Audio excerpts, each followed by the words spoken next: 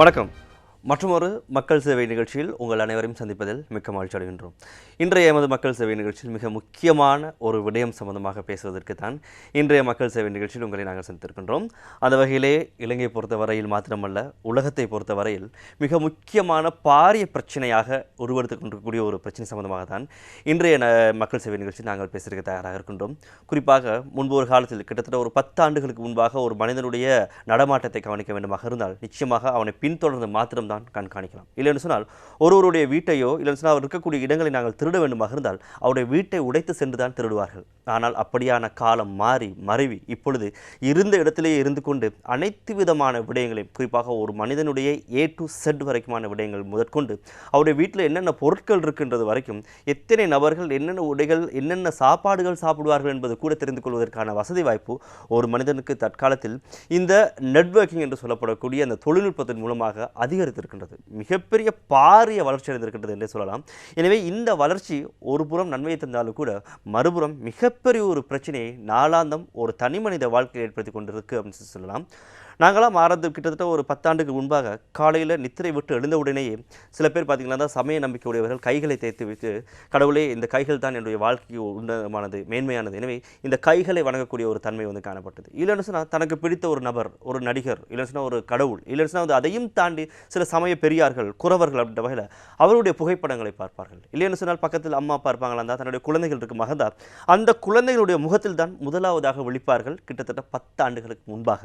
ஆனால் இப்பொழுது முதலாவதாக நாங்கள் செய்யக்கூடிய வேலை உடனடியாக ஃபேஸ்புக்கில் எத்தனை மெசேஜ் வந்திருக்கு, எத்தனை லைக்ஸ் வந்திருக்கு, நான் போட்ட அந்த ஸ்டேட்டஸ்க்கு எத்தனை கமெண்ட்ஸ் வந்திருக்கு அப்படின்ற மாதிரி தான் முதலாவதாக ஒவ்வொரு மனிதனும் காலையில் நித்திரை எழுந்த உடனே பார்க்கக்கூடிய விஷயமாக மாறி இருக்கின்றது. எனவே இந்த அளவுக்கு இந்த குறிப்பாக இந்த சமூக வலைத்தளங்கள் ஒவ்வொரு மனிதனையும் ஆட்டி படைத்திருக்கின்றது என்பது சொல்வது மட்டுமில்லாமல் அவர்களை அப்படியே விழுங்கி இருக்கின்றது என்று சொல்வது தான் சரியான வார்த்தையாக கூட காணப்படும். எனவே நாங்கள் அதனை பயன்படுத்திய காலம் மாறி அது எங்களை பயன்படுத்தி கொண்டிருக்கின்றது. குறிப்பாக அதற்கு போக நேரத்தை தான் மிச்ச வேலைகளுக்கு நாங்கள் பயன்படுத்திக் கொண்டிருக்கின்றோம். மிக முக்கியமான நேரங்கள் அனைத்தையும் சமூக வலைத்தளங்களே நாம் வீண்விரயமாக்குறது தான் தற்கால வாழ்க்கையுடைய நடைமுறையாகவும் ஸ்டைலாகவும் இருக்கு அப்படின்ற வகையில் தான் இன்றைய தினம் ஒரு சிறப்பான ஒரு ஆதங்கமான ஒரு தலைப்பில் இன்றைய மக்கள் சேவை நிகழ்ச்சியில் பேசுறதுக்கு நாங்கள் தயாராக இருக்கின்றோம். எனவே இந்த மக்கள் சேவை நிகழ்ச்சிக்காக எங்களோடு இணைந்து கொண்டிருக்கிறார் சமூக வலைத்தள செயற்பாட்டாளர் திரு செல்வி தாரணி பிரஜிலா. வணக்கம் தாரணி. வணக்கம். என்னோட பேர் தாரணி. நான் தி கிராஸ் ரூட்டட் ட்ரஸ்ட் சொல்கிற நிறுவனத்தில் ஒர்க் பண்ணிகிட்ருக்கேன். நாங்கள் 2015ஆம் ஆண்டுலேருந்து வேலை செய்கிற ஒரு ஏரியா இந்த சோஷியல் மீடியா, அதாவது சமூக வலைத்தளங்களோட ஏற்படக்கூடிய பிரச்சனைகள் என்ன, இந்த பிரச்சனைகள் ஏன் ஏற்படுது, இதை எப்படி நாங்கள் தடுக்கிறது, இது எந்த மாதிரி வித்தியாசங்கள் இருக்குங்கிறத பார்த்து தான் நாங்கள் ஒரு கடந்த 3-4 வருஷமாக ஒர்க் பண்ணிகிட்ருக்கோம். எனவே உங்களுடைய இது அறிமுகமாக காணப்படுகின்றது. எனவே இந்த சமூக வலைத்தளங்கள் அப்படின்றது தாரினி தற்காலத்தில் மிகப்பெரிய பாரிய ஒரு ரூபத்தில் வரக்கூடிய பிரச்சனையாக காணப்படுகின்றது. எனவே இந்த சமூக வலைத்தளங்களில் நாங்கள் பயணிக்கும் பொழுதோ இல்லைன்னா பயன்படுத்தும் பொழுதோ மிக மிக அவதானமாக இருக்கக்கூடிய ஒரு காலகட்டமாக காணப்படுது. எனவே இந்த சமூக வலைத்தளங்களில் தற்காலத்தில் என்ன வகையான பிரச்சனைகள் அதிகமாக ஏற்படுறதா நீங்கள் நினைக்கிறீங்க? முதலாவதாக சமூக வலைத்தளம்னு பார்க்க போனால் அதில் பயன்பாடு இலங்கையில் ரொம்ப அதிகரிச்சிருக்கு. அதுக்கு பெஸ்ட் எக்ஸாம்பிள் கொஞ்சம் யோசிச்சு பாருங்க, 5 வருஷத்துக்கு முதல்ல கொலம்போவில் சரி இலங்கையில் சரி எவ்வளவு இன்டர்நெட் கேஃபேஸ் இருந்துச்சு. எங்களுக்கு எல்லாருக்கும் தனி லேப்டாப்போ ஃபோனோ இருக்குல்ல. ஸோ இன்டர்நெட் போகணுன்னா, ஃபேஸ்புக் போகணுன்னா நாங்கள் யூஸ்வலாக இன்டர்நெட் கேஃபேன்னு போய் லைன் பண்ணி நிற்கணும், இல்லாட்டி எங்களோட டைம் ஸ்லாட் வர வரைக்கும் இருப்போம். ஆனால் இப்போ அப்படி இல்லை. இப்போ இன்டர்நெட் கேஃபேஸை கண்டுபிடிக்க கூட இயலாது. ஏன்? எல்லாருமே இப்போ இன்டர்நெட் யூஸ் பண்ணுறது ஸ்மார்ட் ஃபோன் வழியாக. நிறைய பேர் நினச்சிட்டு இருக்காங்க ஒரு லேப்டாப்புக்கும் ஒரு கம்ப்யூட்டருக்கும் ஒரு ஸ்மார்ட் ஃபோனுக்கும் பெரிய வித்தியாசம் இருக்குன்னு. பட் அதுக்கு ஒரு பெரிய வித்தியாசம் இல்லை. ஒரு ஃபோனில் என்னென்ன செய்யலாமோ அது எல்லாத்தையுமே ஒரு கம்ப்யூட்டர்லையும் செய்யலாம். ஸோ பேசிக்காக நாங்கள் பாக்கெட்லேயோ பர்ஸ்லேயோ வச்சுட்டு திரிகிறது ஒரு கம்ப்யூட்டரு. ஸோ இந்த மாதிரி அதிகமான அளவு கிட்டத்தில் செஞ்ச ரீசர்ச்சில் சொன்னாங்க, இலங்கையில் அதிகமாக இன்டர்நெட் அக்சஸ் பண்ண பயன்படுத்துகிற டிவைஸ் ஸ்மார்ட் ஃபோன்ஸ். ஸோ இந்த ஸ்மார்ட் ஃபோன் பாவனை அதிகரிக்கிறதோட இந்த சோஷியல் மீடியா பாவனையும் அதிகரிக்குது. ஸோ எங்களோட நாட்டில் கிட்டத்தட்ட 70% பாவிக்கிற ஒரு சமூக வலைத்தளம் தான் ஃபேஸ்புக். அதை தவிர வாட்ஸ்அப், இன்ஸ்டாகிராம், வைபர், ஆர்குட், அது ஒவ்வொரு டிஸ்ட்ரிக்ட்டுக்கு ஏற்ற மாதிரியும் மாறும், ரைட்? ஸோ அதிகமாக பாவிக்கிறது ஃபேஸ்புக். ஸோ இந்த ஃபேஸ்புக்னு இருக்கும்போது இலங்கையில் ஒரு நிறுவனம் இருக்குது, சர்ட்னு, computer emergency and readiness team. அவங்க ஒவ்வொரு வருஷமும் இந்த சமூக வலைத்தளங்கள் இல்லாட்டி பொதுவாக இணையத்தில் ஏற்படக்கூடிய பிரச்சனைகளை பற்றி தரவுகளை உருவாக்குவாங்க. ஸோ அவங்களோட தரவுகள் படி ஒவ்வொரு வருஷமும் 2012ஆம் ஆண்டுல இருந்து ஒவ்வொரு வருஷமும் 90% மேலான கம்ப்ளைண்ட்ஸ் வருது இந்த சமூக ஊடகங்கள் இருக்க பிரச்சனைகள். அது என்ன மாதிரி பிரச்சனைகள்னு பார்த்தா அதிகமா இருக்கிறது இந்த ஃபேஸ்புக் ப்ரொஃபைல்ஸ், அதாவது ஃபேக் ப்ரொஃபைல்ஸ் உருவாக்குறது, எங்களோட படங்களை இன்னொரு ஆள் எடுத்து எங்களோட பேர்ல அவங்க இந்த மாதிரி போலியான ப்ரொஃபைல்ஸ் கிரியேட் பண்ணி ஆட்களுக்கு மெசேஜ் அனுப்புறது. அடுத்தது எங்களோட நிறுவனத்தை பொறுத்த வரைக்கும் நாங்கள் அதிகமாக கண்டிருக்க ஒரு பிரச்சனை வந்து இந்த படங்கள், நிர்வாண படங்கள்ல, உறவுகள்ல, காதல் உறவுகள்ல இல்லாட்டி திருமண உறவுகள்ல இருக்கிற நபர்கள் அவங்களுக்குள்ள எக்ஸ்சேஞ்ச் பண்ணி கொள்றது. ஸோ இந்த படங்களை அனுப்புனதுக்கு அப்புறம் அந்த பையனோ பொண்ணோ அதை இன்னொரு ஆளுக்கு அனுப்புறதால இல்லாட்டி அதை இன்டர்நெட்ல போடுறதால வர பிரச்சனைகளும் அதிகமாக காணப்படுது. எனவே தற்காலத்தில் இதுதான் பாரிய ஒரு பிரச்சனையாக வந்து இன்டர்நெட் மூலமாக இடம்பெறக்கூடிய விடயமாக நீங்கள் அவதானிக்கிறீங்க. எனவே இந்த சமூக வலைத்தளங்கள் எனும் பொழுது நிறைய நன்மையான விடயங்களும் கூட இடம்பெறுகின்றன. அதாவது நாங்கள் அதை ஏற்றுக்கொண்டு தான் ஆக வேண்டும். இப்போ பாருங்கள், நீங்கள் சொன்ன மாதிரி தான் 5 வருடத்துக்கு முன்பாக ஒரு நண்பன் வந்து தொலைந்து போயிருக்கலாம், இல்லை சொல்லாமல் கொள்ளாமல் வெளிநாடுகள் எங்கேயாவது சென்று வரலாம், ஏன் உள்நாட்டிலேயோ எங்கேயோ ஒரு நாட்டில் வந்து இருக்கலாம். எனவே வந்து அப்படி இருக்கக்கூடிய சூழ்நிலை அவரை கண்டுபிடிக்கிறதுக்கு இந்த சமூக வலைத்தளங்கள் மிக முக்கியமான ஒரு காரணமாக இருக்குது. எனவே அந்த ரீதியில் பார்க்கும் பொழுது இந்த சமூக வலைத்தளங்கள் மூலமாக ஏற்படக்கூடிய நன்மைகள் என்னவா நீங்கள் கருதுறீங்க? சமூக வலைத்தளங்கள் சொல்றது ஒரு நல்ல விஷயம், ரைட்? நீங்க சொன்ன மாதிரி ஃபார் எக்ஸாம்பிள் கூகுள் மேப்ஸ் இல்லாட்டி நான் தொலைஞ்சு போயிருப்பேன், எனக்கு என்ன ஒன்று என்னால் யோசிக்கவே முடியல. ஸோ சமூக வலைத்தளங்கள் சொல்றது நாங்கள் ஒருத்தரோட தொடர்பாடுறதுக்கு, வெளிநாட்டில் இருக்காக்களோ பக்கத்தில் இருக்காக்களோ புது நண்பர்களை கண்டுபிடிக்கிறதுக்கு இருக்கிற ஒரு ஊடகம். ஆனால் நாங்கள் அதை பாவிக்கிற முறை தான் இருக்குது. ஸோ ஃபார் எக்ஸாம்பிள் சமூக வலைத்தளங்கள் எங்களோட தொடர்பாடல்களை மேற்கொள்றது தவிர இந்த மார்க்கெட்டிங் சொல்றதுக்கு எவ்வளவோ பயன்படுது. எங்களோட கருத்துக்களை முன் வைக்கிறதுக்கு, ஏதாவது ஒரு பிரச்சனைனா இப்போல்லாம் சோஷியல் மீடியாவில் நிறைய ஆட்கள் வாய்ஸ் பண்ணுறாங்க, அதை பற்றி கதைக்கிறாங்க. ஸோ அந்த மாதிரி நிறைய நன்மைகள் இருக்குது. ஆனால் நாங்கள் அதை பாவிக்கிற முறையை பொறுத்து தான் அது இருக்குது. ஸோ ஃபார் எக்ஸாம்பிள் இந்த சமூக வலைத்தளத்தில் இருக்கிற ஒரு மிகப்பெரிய நன்மை வந்து ஏதாவது ஒரு பிரச்சனை இருந்தால், சமூகம் தொடர்பான ஒரு பிரச்சனை இருந்தால் ஆட்களை திரட்டக்கூடிய ஒரு நிலைமை ரொம்ப இலகுவாக இருக்குது. ஸோ ஃபார் எக்ஸாம்பிள் ஏதாவது ஒரு ப்ராப்ளம் இருக்குது, நாங்கள் ஒரு ப்ரொட்டஸ்ட் செய்கிறோம் இல்லாட்டி இதை பற்றி கதைப்போன்னு சொன்னால் ஒரு பேஜை உருவாக்குறது சொல்கிறதுக்கு ஒரு நிமிஷம் கூட போகாது. இதே முந்தி பார்த்தோன்னா ஒவ்வொரு ஆளுக்கும் மெசேஜ் அனுப்பணும், நீங்கள் வாரீங்களான்னு கேட்கணும், அவங்களை கன்வின்ஸ் பண்ணணும். இப்போ அப்படி இல்லை. இப்போல்லாம் ஏதாவது ஒரு பிரச்சனைனா ஒரு 5 நிமிஷம் வீடியோன்னு ஃபோனில் செஞ்சு ஆக்கள் இன்டர்நெட்டில் போடுறாங்க, ஃபேஸ்புக்கில் போடுறாங்க. ஸோ அந்த வழியாக இந்த மாதிரி செய்திகளை பரப்புறதுக்கு சோஷியல் மீடியா ரொம்ப யூஸ்ஃபுல்லாக தான் இருக்குது. ஆனால் நாங்கள் என்ன மாதிரியான செய்திகளை பரப்புகிறோம், அது என்ன நோக்கத்துக்காக பரப்புகிறோங்கிறது சில ஆக்களுக்கு இன்னும் கிளியர் இல்லை. சில கூட்டங்கள் பார்த்தோமா இருந்தால் தலைநகர்லையும் சரி தலைநகருக்கு வெளியிலும் திடீர்னு நடக்கும். அந்த கூட்டங்கள் எப்படி ஏற்பாடு பண்ணப்பட்டது, யார் மூலமாக ஏற்பாடு பண்ணப்பட்டது, எப்படிப்பட்ட நிகழ்வுகள் நடக்கிறது அப்படின்றது சில விஷயங்கள் தெரியாமலேயே இருக்கும். எனவே அது எப்படி ஏற்பாடு பண்ணப்பட்டது நாங்கள் யோசிச்சோமா இருந்தால் சிம்பிளான விஷயம். நீங்கள் சொன்ன மாதிரி தான் ஃபேஸ்புக் மூலமாக ஒரு குரூப்பை வந்து கிரியேட் பண்ணி அதன் மூலமாக யாரெல்லாம் வாரீங்களோ அந்த ஈவெண்ட்டுக்கு வரக்கூடியவங்க அதில் ஜாயிண்ட் ஆகிக்கொள்ளலாம் அப்படின்ற வகையில் வந்து செய்கிறாங்க. எனவே இது ஒரு வகையில் நல்லதான ஒரு காரியம் தான். செலவு வந்து மிகவும் குறைவு, அதே விதத்தில் வந்து நேரம் குறைவு, அதாவது அதிகமான பேரை வந்து திரட்டுவதற்கு ஒரு இலகுவான ஒரு காரியம் வந்து இந்த ஃபேஸ்புக்கில் வரக்கூடிய அந்த குரூப் சேட்டிங் அப்படின்னு கூட சொல்லலாம். ஆனாலும் கூட இதுவே மிகப்பெரிய ஒரு பிரச்சனையாக கூட எதிர்காலத்தில் வந்து உருவெடுக்கலாம். இல்லை சொன்னால் கடந்த காலங்களில் கூட அதிகமான தற்கொலைகளும் மரணங்களும் கூட இதன் மூலமாக தான் இடம்பெற்றது. எனவே இந்த சமூக வலைத்தளங்கள் மூலமாக இலங்கையில் என்ன வகையான பாதிப்புகள் அதிகமாக வந்து இடம்பெறதை நீங்கள் அவதானிச்சிருக்கிறீங்க? ஸோ இந்த சமூக வலைத்தளங்கள் பார்க்கலாம், அது நிறைய வகையில் பார்க்கலாம். முதலாவது அன்ஃபார்ச்சுனேட்லி நாங்கள் இந்த சோஷியல் மீடியா பாவிக்கும் போது எங்களோட சுய மதிப்பு சொல்கிறது, எங்களோட சமூக இல்லாட்டி சுய கௌரவம் சொல்கிறது இந்த சமூக வலைத்தளங்களோட பிணைந்து இருக்கு. ஸோ ஃபார் எக்ஸாம்பிள் எந்த ப்ரொஃபைலுக்கு எத்தனை லைக்ஸ் வருது, நீங்கள் சொன்ன மாதிரி நான் போட்ட ஸ்டேட்டஸ் எத்தனை பேர் கமெண்ட் பண்ணியிருக்காங்க, அந்த மாதிரியான அந்த இலக்கங்கள் நாங்கள் எங்களை பற்றி சிந்திக்கிற விதத்தை தாக்கம் செலுத்தலாம். ஸோ ஃபார் எக்ஸாம்பிள் நான் ஒரு ஃபோட்டோ போட்டேன்னா அதுக்கு 20 லைக் தான் வந்திருக்கு, ஆனால் என் பெஸ்ட் ஃப்ரெண்டோட ஃபோட்டோவுக்கு 100 லைக் வந்திருக்கு. ஸோ நான் நினைக்கலாம், இல்லாட்டி பாவிக்கிறாக்கள் நினைப்பாங்க எந்த ஃப்ரெண்டை விட எந்த மதிப்பு குறைய, நான் அழகு இல்லை, இல்லாட்டி யாருக்கும் என்ன விருப்பம் இல்லை. ஸோ அந்த மாதிரி எங்களோட சுய மதிப்பு இந்த சோஷியல் மீடியாவோட டை ஆகி இருக்கிறதுனால அது ஒரு மிகப்பெரிய பிரச்சனை. நாங்கள் எங்களை பற்றி யோசிக்கிற விதம், நாங்கள் மத்தாக்களை பற்றி யோசிக்கிற விதம் ரொம்ப பாதிக்கப்படுது. இன்னொன்று, இந்த சோஷியல் மீடியாவில் இந்த ஃபோட்டோ ஷேர் பண்ணுறது நான் முதல்ல கச்ச விஷயம். ஸோ இந்த ஃபோட்டோஸ் ஷேர் பண்ணுறது சொல்கிறது நிறைய காலமாக இருந்திருக்கு. முந்தி எங்களோட ரீசர்ச் பண்ணி எங்களுக்கு கிடைச்சது, முந்தி ஒரு ஃபோன்ஸ் வரதுக்கு முதல்ல, சோஷியல் மீடியா வரதுக்கு முதல்ல நார்மல் டிஜிட்டல் கேமராவில் ஃபோட்டோ எடுத்து அவங்க போயிட்டு ஃபுஜி ஃபில்மோ கொடாக்கோ போயிட்டு அவங்க அதை டெவலப் பண்ணி அதை ஃபோட்டோ ஷேர் பண்ண ஒரு காலம் இருக்குது. இப்போ கூட நீங்கள் நோட் பண்ணியிருப்பீங்க, காதலிட இல்லாட்டி மனைவிட ஃபோட்டோவை வாலெட்டில் வச்சுருப்பாங்க. ஸோ அது இப்போ ஒரு படிப்படியாக வளர்ந்து இந்த நிர்வாண படங்களை ஷேர் பண்ணுற ஒரு ட்ரெண்டாக ஒரு ஸ்டைலாக மாறி இருக்கு. ஸோ இது மாறும்போது இந்த ஃபோட்டோஸை மாற்றிக்கொள்ளும் போது இப்போ ஆக்கள் பாவிக்கிறது social media. So for example எந்த ஃபோட்டோவை இன்னொரு ஆளுக்கு அனுப்புறதுக்கு, எந்த நிர்வாண படத்தை இன்னொரு ஆளுக்கு அனுப்புறதுக்கு நான் ஃபேஸ்புக் இல்லாட்டி வாட்ஸ்அப் வழியாக தான் அதை அவங்க செய்கிறாங்க. ஆனால் நாங்கள் இங்கே கவனிக்காத விடயம், நான் என்னத்தான் ஒரு ஆளுக்கு மட்டும்தான் அனுப்பினாலும் இந்த ஃபேஸ்புக் சொல்கிறது வாட்ஸ்அப் சொல்கிறது ஒரு சமூக ஊடகம். இந்த நீங்கள் அனுப்புகிற ஃபோட்டோ இன்னொரு ஆளுக்கு மட்டும் இல்லை, யாருக்கு வேணாலும் போகக்கூடிய ஒரு வாய்ப்பு இருக்குது. அதை நிறைய பேர் யோசிக்காதனால இந்த பிரச்சனை இப்போ பெருசாகி வளர்ந்து கொண்டு இருக்கு. எனவே நீங்கள் சொல்ல வர விஷயம் என்னன்னு சொல்லி பார்த்தீங்கன்னா, சில இந்த ஹேக்கிங் என்று சொல்லப்படக்கூடிய இந்த இன்டர்நெட் திருட்டும் கூட அதிகமாக வந்து இடம்பெற்று வருது. அந்த வகையில் பார்த்தோம் வந்தால் அமெரிக்காவுடைய ஜனாதிபதி தேர்தல் இறுதியாக இடம்பெற்றிருந்தது. அதில் வந்து ட்ரம்ப் வெற்றி பெற்றிருந்தார். எனவே இந்த வெற்றி எப்படி இடம்பெற்றது அப்படின்றது இன்று வரைக்கும் மிகப்பெரிய ஒரு பிரச்சனையாக உருவெடுத்திருப்பது ஃபேஸ்புக் மூலமாக தான். நிறைய பயனாளிகளுடைய கணக்குகளை திருடி அதன் மூலமாக அதிகமான ஓட் செலுத்தப்பட்டதாக தான் இன்று வரைக்கும் அதிகமான பிரச்சனை வந்து அமெரிக்காவில் நிலவி கொண்டிருக்கின்றது. அதனுடைய ஒரு கட்டமாக தான் பார்த்தீங்கன்னா இந்த கேம்பிரிட்ஜ் அனலிட்டிகா என்று சொல்லப்படக்கூடிய இந்த இணையதளத்தை நீங்கள் கேள்விப்பட்டிருப்பீங்க. எனவே அந்த நிறுவனம் வந்து அதிகமான ஃபேஸ்புக் பயனாளர்கள் கிட்டத்தட்ட 100 மில்லியன் கணக்கான அந்த பயனாளர்களுடைய கணக்குகளை திருடி இது ஏனையோருக்கு விற்று இருக்கக்கூடிய ஒரு சூழ்நிலை கூட ஏற்பட்டிருக்கிறது. எனவே இப்படியான விடயங்கள் இடம்பெறுவதே வந்து நாங்கள் அதிகமாக இந்த ஃபேஸ்புக்கையோ சமூக வலைத்தளங்களையோ பயன்படுத்தும் பொழுதுதான் என்பதாகத்தான் நீங்கள் வந்து சொல்லியிருக்கீங்க.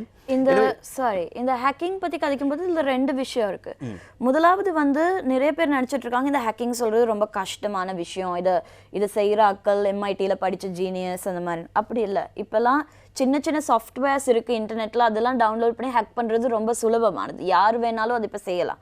2வது, எங்களோட நாட்டில் நிறைய பேர் இந்த சோஷியல் மீடியா பாவிக்கும் போது அதை பாவிக்கிற விதம் கொஞ்சம் பிழையானதாக இருக்குது. அதாவது ஃபார் எக்ஸாம்பிள் 4 ப்ரொஃபைல் இருக்குன்னு வைப்போம். ஃபேஸ்புக்கில் ஒன்று, இன்ஸ்டாகிராமில் ஒன்று, ட்விட்டரில் ஒன்று, எல்லாத்துக்கும் ஒரே பாஸ்வேர்ட் தான் பாவிப்பாங்க. அந்த பாஸ்வேர்ட் பார்த்தா 1 2 3 4 தான் இருக்கும். அதை ஹேக் பண்ணுறது சொல்கிறது ராக்கெட் சயின்ஸ் கிடையாது, அது யார் வேணாலும் செய்யலாம். சம்டைம்ஸ் சில ஆக்கள் ஃபோனில் செக்யூரிட்டி கோட் வச்சுருக்க மாட்டாங்க.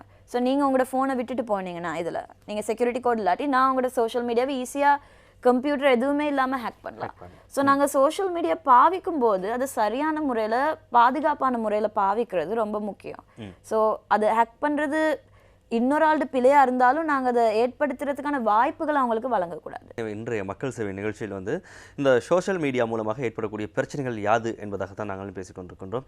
எனவே தற்காலத்தில் வந்து பார்த்தீங்கன்னா கையில் 10 ரூபா காசு இல்லாட்டியும் பரவாயில்ல, ஆனால் ஒவ்வொருவர் கையிலையும் கட்டாயம் வந்து மிக பெருமதியான ஃபோன்கள் வந்து இருக்குது அப்படின்றது எல்லோரும் ஏற்றுக்கொள்ளக்கூடிய ஒரு விஷயம்தான். எத்தனை பேருக்கு வந்து பேங்க் அக்கௌண்ட் இருக்குது அப்படின்றது தெரியாது, ஆனால் நிறைய பேருக்கு ஒவ்வொருத்தருக்கும் கட்டாயமாக ஏதோ ஒரு சமூக வலைத்தளங்களில் அக்கௌண்ட்ஸ் இருக்குது. அந்தளவுக்கு அதை சொல்கிறது தான் வந்து தற்காலத்தில் வந்து பெருமையாக வந்து கருதுறாங்க. நான் ஃபேஸ்புக்கில் இருக்கேன், ஆர்கோட்டில் இருக்கேன், அதே இடத்துல வாட்ஸ்அப்பில் இருக்கேன், வைபரில் இருக்கேன் அப்படின்ற வகையில் அதை சொல்கிறது தான் வந்து பெருமையாக வந்து கருதுறாங்க. இப்படி வந்து நீங்கள் ட்விட்டரில் இல்லையான்னு சொல்லி கேட்டால் இல்லையே அப்படின்னா என்ன சொல்லி கேட்டால் அது ஒரு அவமானமாக இழுக்காக பார்க்கக்கூடிய ஒரு சூழ்நிலை தான் தற்காலத்தில் வந்து ஏற்பட்டிருக்கு. அந்த அளவுக்கு ஒரு பெருமதியான ஒரு விஷயமாக தற்கால உலகத்தில் வந்து இந்த சோஷியல் மீடியாஸ் பார்க்கப்படுது அப்படின்றத ஒவ்வொரு மனுஷனும் கட்டாயம் ஏற்றுக்கொண்டே ஆக வேண்டும்.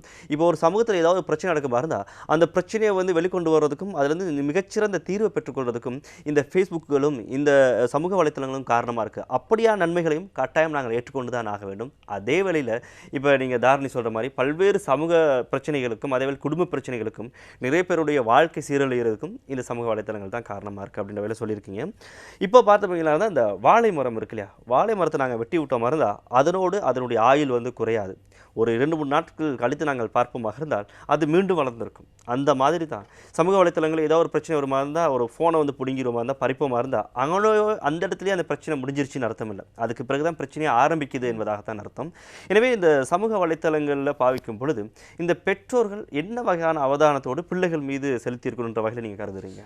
ஸோ முதலாவதாக எங்கள் எல்லாருக்கும் தெரிஞ்ச ஒரு விஷயம், இந்த சோஷியல் மீடியா அதிகமாக எல்லாரும் பாவிக்கிறோம், பட் அதிகமாக பாவிக்கிறது பிள்ளைகள் தான்.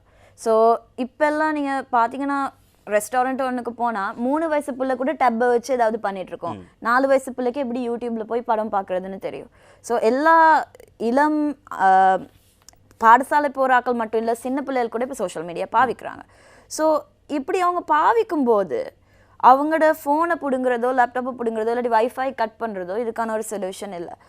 எங்களுக்கு ஒரு சம்பவம் நடந்துச்சு. ஒரு பிள்ளை இந்த மாதிரி அதுக்கு ஒரு காதலன் இருக்குது அந்த மாதிரி பிரச்சனை ஒன்று வந்தோடனே பேரண்ட்ஸ் ஃபஸ்ட்டாக செஞ்சது அந்த பிள்ளையோட ஸ்மார்ட் ஃபோனை பிடுங்கினாங்க. அவங்க தான் கொடுத்தது.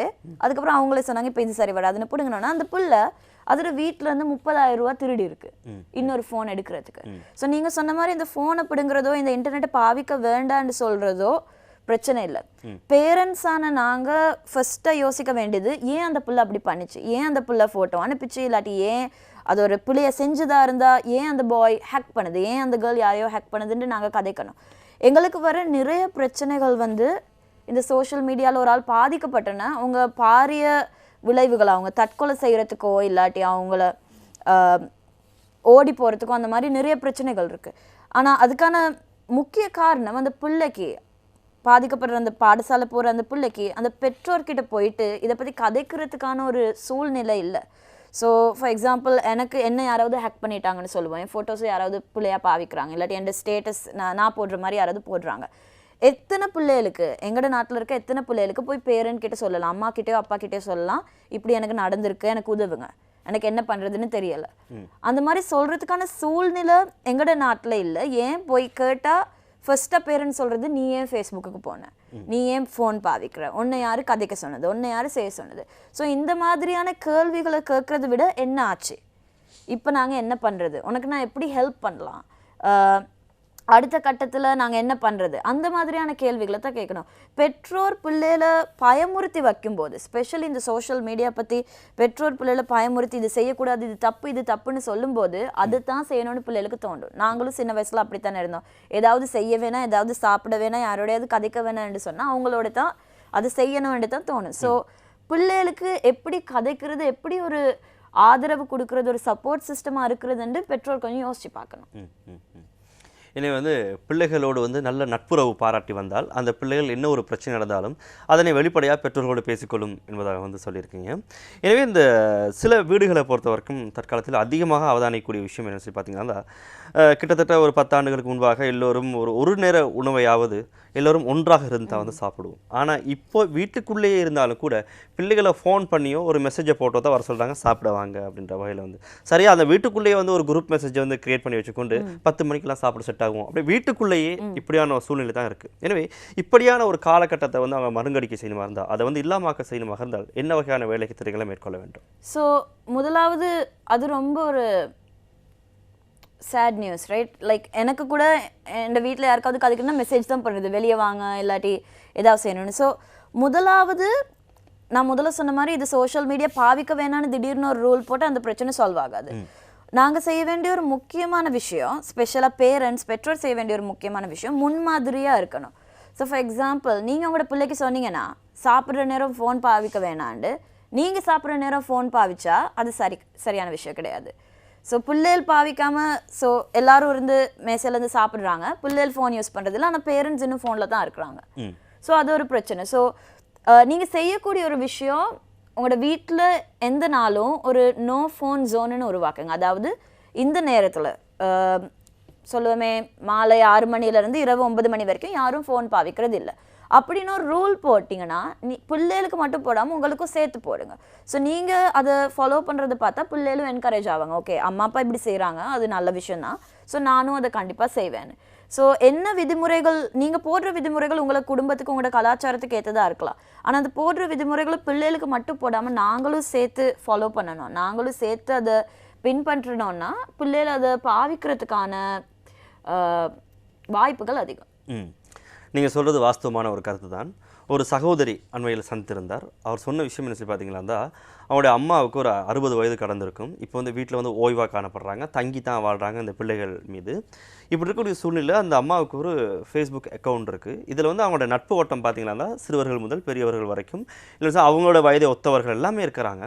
அவங்களோட வேலையை வந்து வீட்டில் ஏதாவது வேலை செய்வோம், பிள்ளைகளுக்கு அவங்களோட பிள்ளைகளும் இருக்குது அந்த பெண்மணிக்கு, அந்த பிள்ளைகளுக்கு ஏதாவது சொல்லிக் கொடுப்போம், இல்லை சார் அவங்களுக்கு ஏதாவது ஒரு பாட்டோ கதையோ சொல்லிக் கொடுப்போம், அவங்களோட விளையாடுவோம் அப்படின்றத தவிர்த்து எல்லா சந்தர்ப்பங்களிலும் கட்டாயம் இந்த ஃபோனில் தான் இருப்பாங்களாம். 60 வயது மதிக்கிறதுக்கு ஒரு அம்மா பெண்மணி.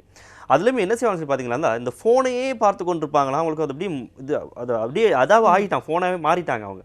அது யாராவது மெசேஜாக உடனடியாக வந்து அந்த ஃபோனை தான் பார்ப்பாங்களா, அந்த ஃபோன் ஏதாவது மெசேஜ் வருதா, சத்தம் வருதா, பிளிங்க் ஆகுதா, பிரைட் ஆகுதா அப்படின்ற வகையில் அந்த ஃபோனே தான் பார்த்து கொண்டு இருப்பாங்களாம். இன்னும் ஒரு விஷயம் வச்சு பார்த்தீங்கன்னா, இதுதான் ஆபத்தான ஒரு விஷயம். அந்த ஃபோனில் காசு இல்லைன்னு சொன்னால் அந்த பிள்ளைகள்ட்ட அப்படி சண்டை போடுவாங்களாம். எனக்கு டேட்டா கார்டு வாங்கித்தாங்க, எனக்கு ஃபோன் கார்டு வாங்கித்தாங்க அப்படின்ற வகையில் வந்து இந்த பிள்ளைகள்கிட்ட சண்டை போட்டு ஒவ்வொரு நாளும் ஒவ்வொரு வாரமும் இதுதான் அவங்க வீட்டில் நடந்து கொண்டிருக்கு. இதுக்கு என்ன பண்ணலாம் அப்படின்ற வகையில் வந்து கேள்வி கேட்டிருந்தாங்க. அப்போ உடனடியாக நான் சொன்ன விஷயம் வந்து ஒரு உடல்நல மருத்துவர்கிட்ட கூட்டு போங்க, ஒரு சைக்காட்ரிஸ்ட்டை கூட்டி போயிட்டு அதுக்கு பிறகு வந்து ஒரு பிரச்சனைக்கு தீர்வு காணலாம் அப்படின்ற வகையில் தான் வந்து சொல்லியிருந்தோம்.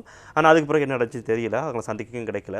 நீங்கள் சொன்ன மாதிரி உண்மையாகவே வந்து பெற்றோர்களே வந்து அதாவது இந்த வேலையே பயிரமைகிற மாதிரி தான் வந்து, எனவே பெற்றோர்களே வந்து வேலையாக இருக்கக்கூடிய சூழ்நிலை வந்து பெற்றோர்கள் இப்படியான காரியங்களை ஈடுபட்டால் பிள்ளைகள் என்ன செய்யும் அப்படின்ற ஒரு கேள்வி எழுகின்றது. எனவே இப்படியான சூழ்நிலை கட்டாயம் பெற்றோர்கள் நீங்கள் தான் இப்போ நீங்கள் தாரணி சொல்லும்போது ஒரு குறிப்பிட்ட காலகட்டத்திலேயாவது உங்களோட ஃபோன்களையோ இல்லை டேட்டாயோ ஒன் பண்ணாமல் அந்த பிள்ளைகளை கண்டிப்பாக வளர்க்க வேண்டிய காலகட்டம் இது அப்படின்ற வகையில் வந்து சொல்லியிருக்கீங்க. நல்ல ஒரு விஷயம் தான். அதில் இன்னொரு விஷயம் நீங்கள் சொன்ன அந்த பிரச்சனை எல்லாருக்கும் இருக்கு, ரைட்? ஃபேஸ்புக்கு போனோம், ஃபேஸ்புக்கோ இன்ஸ்டாகிராமோ ஏதோ ஒரு சோஷியல் மீடியாவுக்கு போனதுக்கப்புறம் அதுலேருந்து வெளியில் வரதுன்னு சொல்கிறது சரி கஷ்டம். நாங்கள் பஸ்ஸில் இருக்கலாம், இல்லாட்டி பிரேக் டைமில் இருக்கலாம், இல்லாட்டி ஒர்க் பண்ணுறதும் கூட ஓகே 5 நிமிஷம் யாராவது ஏதாவது கமெண்ட் பண்ணியிருக்காங்களான்னு பார்க்க போவோம். அரை மணி நேரத்துக்கு அப்புறம் இன்னும் அதில் ஏதோ ஸ்க்ரோல் பண்ணி பார்த்துட்டே இருக்கோம். அதுக்கு ஒரு முக்கிய காரணம் இந்த ஃபேஸ்புக் மாதிரியான சோஷியல் மீடியாஸ் வேலை செய்கிற விதம். ஸோ ஃபார் எக்ஸாம்பிள் இந்த சோஷியல் மீடியா பிளாட்ஃபார்ம் சொல்கிறது, இந்த சமூக ஊடகங்கள் சொல்கிறது, நாங்கள் செய்கிற ஒவ்வொரு சின்ன சின்ன விஷயங்களையும் கவனிச்சுக்கிட்டு தான் இருக்குது. அது எல்லாமே டேட்டா சேவ் ஆகும். ஸோ ஃபார் எக்ஸாம்பிள் சொல்லுவோம், உங்களுக்கு கிரிக்கெட் பிடிக்கும்னு, இல்லாட்டி உங்களுக்கு ரஜினிகாந்த் பிடிக்கும். ஸோ நீங்கள் அடிக்கடி ரஜினிகாந்தோட வீடியோஸ் பார்ப்பீங்க, இல்லாட்டி கிரிக்கெட்டை பற்றி மெசேஜ் பண்ணுவீங்க, சேட் பண்ணுவீங்க. அந்த இன்ஃபர்மேஷன் எல்லாம் ஃபேஸ்புக்கில் ஸ்டோர் ஆகும். இந்த நபருக்கு இது தான் பிடிச்சிருக்குன்னு. ஸோ நீங்கள் நெக்ஸ்ட் டைம் ஃபேஸ்புக் போகும்போது அதில் அதை மட்டும்தான் காட்டுவாங்க. அதாவது அதிகமாக ரஜினிகாந்தோட படங்களோ இல்லாட்டி கிரிக்கெட் பற்றி வீடியோஸோ கிரிக்கெட் பற்றி நியூஸோ காட்டுவாங்க. ஸோ நாங்கள் ஃபேஸ்புக் போகும்போது எங்களுக்கு பிடிச்ச விஷயங்களே திரும்ப திரும்ப பார்க்கும்போது அதுலேருந்து நாங்கள் வெளியில் வரதுக்கான வாய்ப்புகள் குறைய. ஸோ நாங்கள் அதில் ஸ்பெண்ட் பண்ணுற நேரம் அதிகம். ஸோ அதை பற்றி நாங்கள் கொஞ்சம் கவனமாக இருக்கணும். ஏன்னா இந்த சோஷியல் மீடியா சொல்கிறது நாங்கள் என்ன தான் எங்களுக்கு ஒரு கண்ட்ரோல் இருந்தாலும் நாங்கள் பாவிக்கிற நேரம் சம்டைம்ஸ் எங்களை அறியாமலே நாங்கள் அதிகமான நேரத்தில் பாவிக்கலாம். ஸ்பெஷலாக பாடசாலை போகிற பிள்ளைகள் எங்களுக்கு சொல்லியிருக்காங்க, நாங்கள் பேட்டிக்லோ, யாழ்ப்பாணம், மன்னார், ட்ரிங்கோ அங்கே எல்லாத்துலேயும் ஒர்க் பண்ணியிருக்கோம். அங்கே பிள்ளைகள் சொல்லுவாங்க, ஸ்கூல் போகிற அன்னைக்கு வார நாட்களில் குறைஞ்சது 2 to 3 மணித்தியாலம் சோஷியல் மீடியாவில் ஸ்பெண்ட் பண்ணுவாங்க. அந்த 2 to 3 மணித்தியாலம் வார இறுதி வரும்போது சனிக்கிழமை ஞாயிற்றுக்கிழமை குறைஞ்சது 7-8 ஹவருக்கு அதிகமாகுது.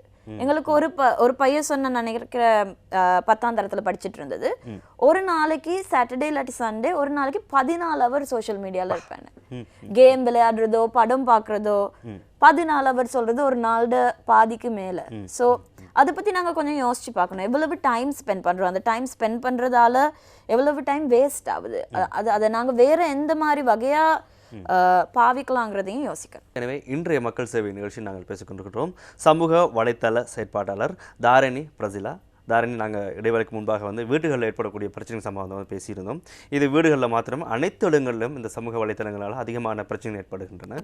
குறிப்பாக அதிகமான குடும்பங்களில் ஏற்படக்கூடிய பிரச்சனைகளுக்கும் இதுதான் காரணமாக அமைந்திருக்கின்றன. எனவே எங்களுக்கு இந்த பாதுகாப்பு செக்யூரிட்டி அப்படின்றது எல்லா விடயங்களிலும் இருக்குது. ஏன்னா இதை வந்து எந்த அளவுக்கு நாங்கள் ஃபாலோ பண்ணுறோம் அப்படின்றது மிகப்பெரிய ஒரு கேள்விக்குறியாக காணப்படுது. சமூக வலைத்தளங்களை யாரும் பயன்படுத்த வேண்டாம் என்று நான் சொல்ல வரவில்லை. பயன்படுத்துங்கள், கட்டாயம் பயன்படுத்துங்கள். ஒவ்வொரு விஷயங்களை தெரிந்து கொள்ள தான் ஆக வேண்டும். இந்த உலகத்தில் பார்த்தீங்கன்னா ஏதாவது ஒரு இன்சிடென்ட்டோ ஏதோ ஒரு பிரச்சனை நடக்குமா தான் உடனடியாக அந்த நொடியை நாங்கள் தெரிஞ்சுக்கொள்கிறோமா தான் அதுக்கு மிக முக்கியமான காரணம் இந்த சமூக வலைத்தளங்கள் தான். ஃபேஸ்புக்லையோ வாட்ஸ்அப்லையோ வைபரோ ஏதோ ஒரு ஃபோட்டோ எடுத்து போடுறாங்க, ஏதோ ஒரு தகவலை போடுறாங்க, ஏதோ ஒரு குரல் பதிவை போடுறாங்க. இதன் மூலமாக வந்து நாங்களும் கிணற்று தவளை இல்லை, இந்த உலகத்தோடு தான் ஒத்து வாழ்ந்து கொண்டிருக்கிறோம் என்பதாக இந்த சமூக வலைத்தளம் மூலமாக அதிகமான நன்மைகளை நாங்கள் பெற்றுக்கொண்டிருக்கணும். அதே வேளையில் இதை சரியாக பயன்படுத்துமாக இருந்தால் இதுக்கான அந்த பாதுகாப்பு ஏற்பாடுகளை செய்ய வேண்டியது அவசியமாக காணப்படுது. தற்காலத்தில் எந்த சமூக வலைத்தளத்தில் அதிகமான பாதுகாப்பு இன்மை வந்து காணப்படுகின்றது. குறிப்பாக நீங்கள் நிறைய ரிசர்ச்லாம் பண்ணியிருக்கீங்க, நிறைய இடங்களுக்கு போயிருக்கிறீங்க. அந்த வகையில் வந்து ஃபேஸ்புக்லையா, வாட்ஸ்அப்லையா, வைபர்லையா, ட்விட்டர்லையா எந்த விஷயத்தில் பாதுகாப்பு இல்லாத ஒரு தன்மை வந்து காணப்படுறதா நீங்கள் அவதானிச்சிருக்கிறீங்க? ஸோ எங்களை பொறுத்த வரைக்கும் எல்லா சோஷியல் மீடியாவில் எல்லா சமூக ஊடகங்களையும் பாதுகாப்பு சொல்கிறது இருக்குது. லைக் ஃபேஸ்புக் ப்ரொஃபைல் ஒன்று எடுத்துக்கிட்டோன்னா அதுக்கு மேக்ஸிமம் ப்ரைவசி போட்டு செக்யூரிட்டி போட்டு யாருமே எங்களோட ஃபோட்டோஸை எங்களுக்கு கேட்காம அக்சஸ் பண்ணக்கூடிய மாதிரி ஒரு ஆப்ஷன் இருக்குது. ஆனால் நிறைய பேருக்கு அது இருக்குன்னு தெரியாது. ஸோ இப்போ நான் உங்களை ஆட் பண்ணேன்டா யூஸ்வலாக நீங்கள் என் ஃப்ரெண்ட்னா நான் போட்டிருக்க எல்லா ஃபோட்டோஸ் எல்லாம் பார்க்கலாம். ஆனால் நீங்கள் என் ஃப்ரெண்டாக இருந்தாலும் நீங்கள் என் ஃபோட்டோஸை பார்க்காம என்னால் அதை தடுக்க முடியும். ஆனால் அப்படி ஒரு ஆப்ஷன் இருக்குன்னு நிறைய பேருக்கு தெரியாது. வாட்ஸ்அப் சொல்கிறது கொஞ்சம் கஷ்டமான விஷயம். ஏன்னா ஃபார் எக்ஸாம்பிள் ஃபேஸ்புக்கில் ஒரு ஃபோட்டோ பரவுதுண்டா, எனக்கு எந்த ஃபோட்டோவை யாராவது எடிட் பண்ணி பாவிக்கிறாங்க இல்லாட்டி என்கிட்ட கேட்காம பாவிக்கிறாங்கண்டா நான் ஃபேஸ்புக்கு அதை ரிப்போர்ட் பண்ணலாம். இப்படி ஃபோட்டோ ஒன்று இருக்குது, இது எனக்கு விருப்பம் இல்லைன்னு எடுக்க சொன்னால் அவங்க யூஸ்வலாக அதை ரிமூவ் பண்ணுவாங்க. ஆனால் வாட்ஸ்அப் இந்த மாதிரி இல்லாட்டி மெசேஞ்சர் அந்த மாதிரி சேட்டிங் பிளாட்ஃபார்ம்ஸில் இந்த மாதிரியான ஃபோட்டோஸ் எடுக்கிறது கஷ்டம். அதுக்கு இன்னொரு முக்கியமான காரணம், ஒரு ஃபோட்டோவை இன்னொரு ஆளோட ஷேர் பண்ணுறதுக்கு எடுக்கிறது ஒரு செகண்ட் மாதிரி. ஸோ நாங்கள் அதை ரிமூவ் பண்ணி அதை எடுக்கிற அந்த இடைவேளையில் அது 1000 பேருக்கு போயிருக்கலாம். ஸோ அது ஒரு பிரச்சனை. இன்னொரு விஷயம், நாங்கள் அதிகமாக இது கொழும்புல தான் இந்த ஊடகத்தை பாவிக்கிறது. ஸ்னாப்சாட்னு ஒரு சோஷியல் மீடியா பிளாட்ஃபார்ம் இருக்குது. இந்த சமூக ஊடகத்தோட விசேடம் என்னென்னா, ஒரு ஃபோட்டோவை ஒரு குறிப்பிட்ட காலத்துக்கு மட்டும்தான் அனுப்பலாம். ஸோ ஃபார் எக்ஸாம்பிள் நான் இன்னொரு ஆளுக்கு ஒரு ஃபோட்டோவை 10 செகண்டுக்கு தான் அனுப்பலாம். நான் அந்த ஃபோட்டோ அனுப்புனதுக்கப்புறம் 10 செகண்டுக்கு அப்புறம் அந்த ஃபோட்டோ தொலைஞ்சு போயிடும், மறைஞ்சிரும். ஆனால் நான் உங்களுக்கு ஒரு ஃபோட்டோ அனுப்புனேன்டா நீங்கள் அதை ஸ்க்ரீன்ஷாட் எடுக்கலாம் தானே. ஸ்க்ரீன்ஷாட் எடுத்தால் அந்த ஃபோட்டோ மறைஞ்சாலும் அது உங்கள்கிட்டே இருக்கும். ஸோ இந்த மாதிரியான பிரச்சனை வந்து ஸ்னாப்சாட் சொல்லிச்சு, இல்லை சும்மா சரி யாராவது உங்களோட ஃபோட்டோ ஸ்க்ரீன்ஷாட் எடுத்தால் உங்களுக்கு ஒரு நோட்டிஃபிகேஷன் வரும். அது கொஞ்ச நாள் வேலை செஞ்சது. நோட்டிஃபிகேஷன் போட்டதுக்கப்புறம் நீங்கள் சும்மா சரி ஸ்க்ரீன்ஷாட் எடுத்தீங்கன்னா எனக்கு தெரிய வரும் இந்த நபர் உங்களை கேட்காம உங்களோட ஃபோட்டோவை ஸ்க்ரீன்ஷாட் எடுத்திருக்காங்கன்னு. அதுக்கப்புறம் அதையும் தாண்டி எங்கட ஆக்கள் ஒன்று கொண்டு வந்தாங்க, ஸ்க்ரீன்ஷாட் எடுத்தால் நோட்டிஃபிகேஷன் போகும், அது உண்மை தான். ஆனால் சும்மா சரி நீங்கள் ஃப்ளைட் மோடில் ஃபோனை போட்டு ஸ்க்ரீன்ஷாட் எடுத்தீங்கன்னா அந்த நோட்டிஃபிகேஷன் போகாதுன்னு. ஸோ என்னத்தான் இந்த ப்ரைவசி செட்டிங்ஸ் வந்தாலும், எப்படி பாதுகாப்பாக செய்கிறதுன்னு இருந்தாலும், அதை பாவிக்கிற விதம் இருக்குது. அதை நாங்கள் எப்பயுமே ஒரு பிரச்சனை வரும்போது அதை எப்படி வேறொரு விதமாக வேறொரு வழியாக வந்து அதை எடுக்கிறதுன்னு பாருங்க. ஸோ உதாரணத்துக்கு போன வருஷம் எங்கள் நாட்டில் சோஷியல் மீடியா பேன் பண்ணாங்க 2-3 வாரத்துக்கு. எல்லாரும் என்ன பண்ணாங்க, VPN டவுன்லோட் பண்ணி சோஷியல் மீடியா பார்த்தாங்க. அதில் ஒன்று விளங்குது, எங்களுக்கு 2 வீக் கூட சோஷியல் மீடியா இல்லாமல் இருக்க இயலாது. அவ்வளோத்துக்கு ஒரு ஆதிக்கம் இருக்குது, அவ்வளோத்துக்கு ஒரு பிரியம், நீ எல்லாமே நல்லா இருக்க முடியாதுன்னு. அது மாதிரி தான் என்னத்தான் தடைகள் போட்டாலும், என்னத்தான் ஃபோன் எடுத்தாலும், என்னத்தான் ப்ரைவசி போட்டாலும், அதை எப்படி மீறி எங்களுக்கு வேண்டியதை எடுக்கிறதுங்கிற ஒரு நோக்கம் பல பேர்கிட்ட இருக்கு. அதை பற்றி தான் நாங்கள் ஒர்க் பண்ணணும். எப்படி நாங்கள் சோஷியல் மீடியாவை பாதுகாப்பாக மரியாதையோட இன்னொருத்தருக்கு பிரச்சனை வராத மாதிரி பாவிக்கிறதுன்னு யோசிக்கணும். அதாவது இந்த உலகத்தில் நிறைய பேருக்கு நிறைய கருத்துக்கள் வந்து காணப்படுகின்றன. அந்த கருத்தை வந்து இப்போ நான் உங்களை கூப்பிட்டு வந்து உட்கார வச்சு சொல்லுவேன் தான் கட்டாயம் நீங்கள் கேட்க மாட்டீங்க, உனக்கு நேரம் வேலை இல்லையா, நான் எனக்கு வேலை இருக்குன்னு போயிடுவோம். இதே கருத்தை நான் சமூக வலைத்தளத்தை சொல்லுவேன்னா தான் 10 பேர் பார்ப்பான், 1000 பேர் பார்ப்பாங்க, 100 பேர், 1,00,000 பேரை தாண்டி கொண்டே இருக்கும். எனவே கருத்து சொல்லக்கூடிய நல்ல ஒரு களமாகவும் இந்த சமூக வலைத்தளங்கள் இருக்குது அப்படின்னு நான் கேட்டுக்கொள்ளணும். கருத்து சொல்கிறது மாத்திரம் இல்லாமல் அதனோடு சம்மந்தப்பட்டவர்களும் தொடர்பை ஏற்படுத்தி அந்த பிரச்சனைக்கான தீர்வையோ இல்லைன்னு சொன்னால் அதற்கான சரியான ஒரு விஷயத்தையோ கொண்டு வரதுக்கும் கூட நல்ல ஒரு வாய்ப்பான இடம் தான் இந்த சமூக வலைத்தளங்கள் வந்து காணப்படுது. ஏன்னா இப்படி அண்மையான விடயங்களையும் ஒவ்வொரு மனிதனும் கட்டாயம் அனுபவிக்கணும். ஆனால் அது அளவு மீறாமல் இருந்தால்தான் சிறப்பானதாக இருக்கும். இந்த அண்மையில் வந்த ஒரு விஷயம் தான் ட்ரெண்டிங், இந்த 10 years சேலஞ்ச் என்று சொல்லப்படுகிற இந்த ஃபேஸ்புக் ட்ரெண்ட். அது மிகப்பெரிய ஒரு பிரச்சனை அப்படின்றது நிறைய பேருக்கு தெரியாமல் இருக்குது. பார்த்தீங்கன்னா இந்த 10 years ஃபோட்டோ வந்து ஷேர் பண்ணியிருந்தாங்க. 10 வருஷத்துக்கு நான் முன்னாடி எப்படி இருந்தேன், 10 வருஷத்துக்கு பிறகு இப்போ நான் எப்படி இருக்கேன் அப்படின்ற வகையில் வந்து ஆரம்பத்தில் வந்து அந்த ஃபேஸ்புக் நிறுவனம் அதுக்கு வந்து பொறுப்பேற்கலை. அதாவது நாங்கள் வந்து இதை கிரியேட் பண்ணலை, யாரோ ஒருத்தர் செஞ்சுருக்காங்க அப்படின்னு சொல்லிட்டு.